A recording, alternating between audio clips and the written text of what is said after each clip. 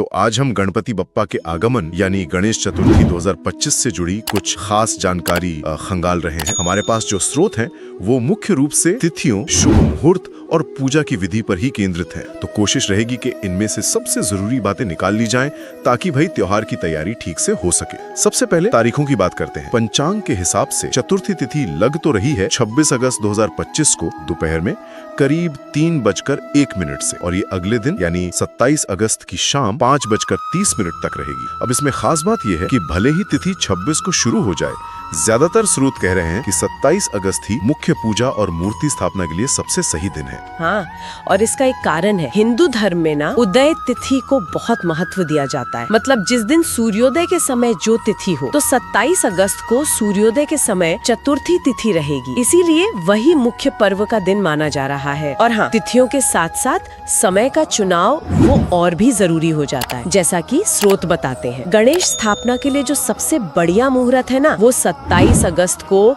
सुबह 11:05 से लेकर दोपहर 1:40 तक का है। अच्छा, तो मतलब स्थापना के लिए सिर्फ 2.5 घंटे का ही मुहूर्त सबसे उत्तम है। ये ध्यान रखना जरूरी होगा। क्या इस समय की कोई खास वजह बताई गई है? मतलब यही समय क्यों? बिल्कुल, ये मध्याह्न का समय है, मतलब दिन के बीच का हिस्सा। शास्त्रों के अनुसार ऐसा मानते हैं कि गणपति का जन्म मध्याह्न काल में ही हुआ था।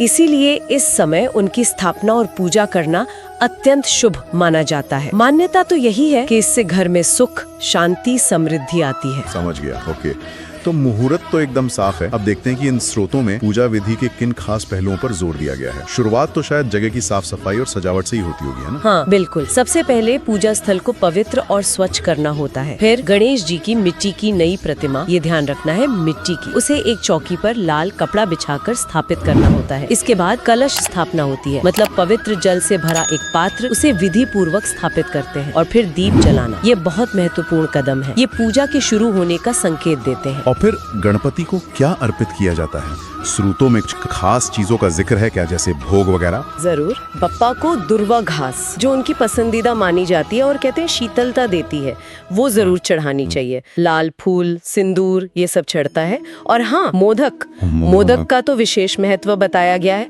हमारे स्रोतों में एक बड़ी रोचक बात लिखी है कि गणपति को मोदक इतने ज्यादा पसंद है कि उन्हें सच्चे मन से एक मोदक भी चढ़ा दो ना, तो वो 100 यज्ञ करने के बराबर फल दे सकता है। अरे वाह, एक मोदक 100 यज्ञों के बराबर, ये तो कमाल की बात है। और पूजा के दौरान मंत्र जाप का भी कुछ विधान है? हाँ, ओम गंग गणपते नमः, ये मूल मंत्र है। इसका 108 बार जाप करने की सलाह दी जाती है। इससे ना मन एकाग्र होता है और पूजा का असर बढ़ता है।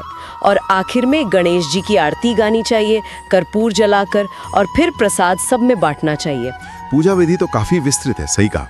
अच्छा, इन स्रोतों में एक सावधानी बरतने की बात भी कही गई है, वो है चंद्र दर्शन से बचने की। ऐसा क्यों? क्या इसके पीछे कोई कहानी या मतलब कोई खास वजह बताई गई है? हाँ, ये एक महत्वपूर्ण पहलू है जिस पर ध्यान दिलाया गया है। शास्त्रों के अनुसार गणेश चतुर्थी के दिन यानी 26 और 27 अगस्त की रात को एक निश्चित समय होता है। उस दौरान चंद्रमा के दर्शन करने से बचना चाहिए। ऐसी मान्यता है कि इस दिन चांद देखने से व्यक्ति पर मिथ्या कलंक, मतलब कोई झूठा आरोप लग सकता है। इसके पीछे भगवान कृष्ण से जुड़ी एक कहानी भी है, काफी प्रसिद्ध, जिसे सुनने से कहते हैं दोष कट जाता है। अच्छा, ये जानकारी तो बहुत उपयोगी है। ठीक है, तो 10 दिनों तक पूजा अर्चना के बाद त्योहार का समापन विसर्जन से होता है।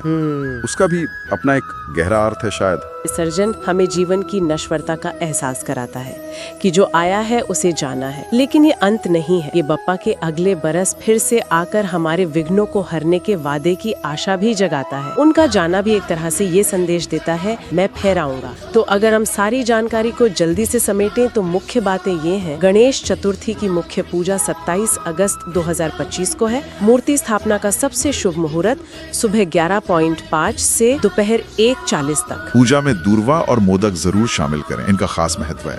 और हाँ, 26 और 27 अगस्त की रात को चांद देखने से बचें। और जैसा कहा जाता है, सच्चे मन से की गई भक्ति और पूजा जीवन की बाधाओं को दूर कर सकती है। हाँ, और यहाँ एक सोचने वाली बात ये भी उभरती है कि विसर्जन का ये चक्र, आना, रहना और फिर चले जाना, ये कैसे जीवन में एक नवीनीकरण और लगातार बनी रहने वाली आशा का प्रतीक बन जाता है। ठीक वैसे ही जैसे गणपति हर साल लौट कर आते हैं। ये चक्र हमें सिखाता है कि हर अंत के बाद एक नई शुरुआत की उम्मीद होती है और चुनौतियाँ चाहे कितनी भी हो, समाधान और शुभता का आगमन वो संभव है। गणपति बप्पा मौर्य, मंगल मूर्ति मौर्य।